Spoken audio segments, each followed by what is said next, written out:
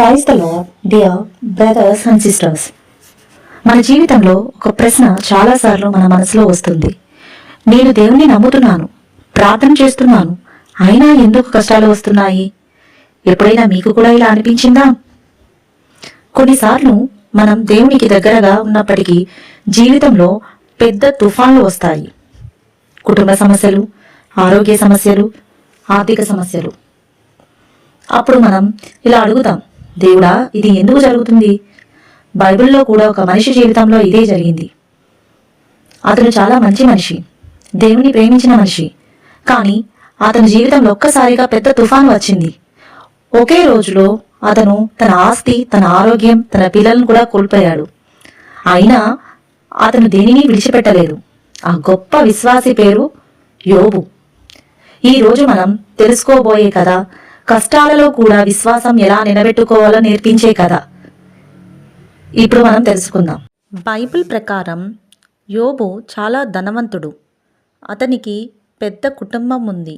కుమారులు, కుమార్తెలు, అతనికి వేలాది పశువులు, సేవకులు, గౌరవం అన్నీ ఉన్నాయి. కానీ యోబు గొప్పతనం సంపదలో కాదు, అతని గొప్పతనం దేవుని మీద విశ్వాసంలో ఉంది. బైబిల్ చెప్తుంది, అతను దేవునికి భయపడే మనిషి, చెడును దూరంగా పెట్టిన మనిషి. ప్రతిరోజు తన పిల్లల కోసం ప్రార్థన చేసేవాడు. వాళ్ళు తెలియక దేవునికి వ్యతిరేకంగా పాపం చేసి ఉంటారేమో అని అనుకుని దేవునికి బలి అర్పించేవాడు. అంతగా దేవునిని ప్రేమించిన మనిషి యోబు. పరలోకంలో జరిగిన ఒక సంభాషణ. ఒకరోజు దేవదూతలు దేవుని దగ్గరకు వచ్చారు. అప్పుడు శత్రువును అయిన సాతాను కూడా వచ్చాడు. దేవుడు అతనితో అడిగాడు, నా సేవకుడు యోబును చూశావా? అతను నీతిమంతుడు. అప్పుడు సాతాను ఇలా అన్నాడు, యోబు నీకు విశ్వాసంగా ఉన్నాడు, ఎందుకంటే అతనికి అన్నీ ఉన్నాయి.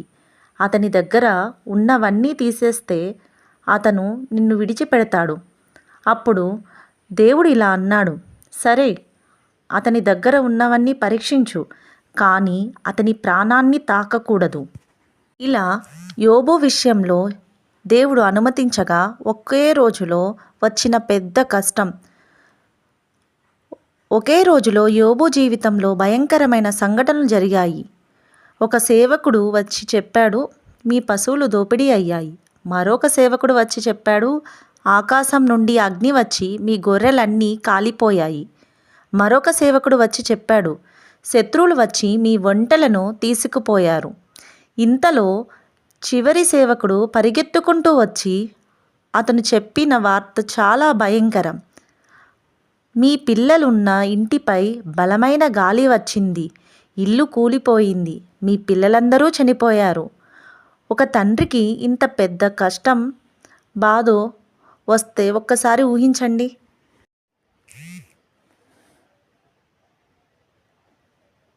అప్పుడు యోబు తన వస్త్రాలు చించుకొని నేల మీద పడిపోయాడు. కానీ అతను దేవునిపై కోపం చూపలేదు. అతను ఇలా అన్నాడు, యెహోవా ఇచ్చెను, యెహోవా తీసుకొని పోయెను, యెహోవా నామము స్తుతింపబడను. ఇంతటి కష్టంలో కూడా యోబు దేవునిని నిందించలేదు. మరలా సాతాను మళ్ళీ దేవుని దగ్గరికి వచ్చాడు. అతను అన్నాడు, మనిషి తన ప్రాణం కోసం ఏదైనా చేస్తాడు. అతని ఆరోగ్యాన్ని తీసేస్తే అతను నిన్ను శపిస్తాడు. అప్పుడు దేవుడు అనుమతించాడు, కానీ అతని ప్రాణాన్ని తాకకూడదని చెప్పాడు దేవుడు సాతానుతో. యోబు శరీరం అంతా పుండ్లతో నిండిపోయినది. అతడు బూడిదలో కూర్చుని బాధపడుతున్నాడు. అతని భార్య ఇలా అంది, ఇంకా దేవుని నమ్ముతున్నావా? దేవునిని శపించి చనిపో. కానీ యోబు ఇలా అన్నాడు, మనం దేవుని దగ్గర నుండి మంచి మాత్రమే తీసుకోవాలా? కష్టం వచ్చినప్పుడు కూడా ఆయన్ను నమ్మాలి. యోబు స్నేహితులు అతని దగ్గరికి వచ్చారు.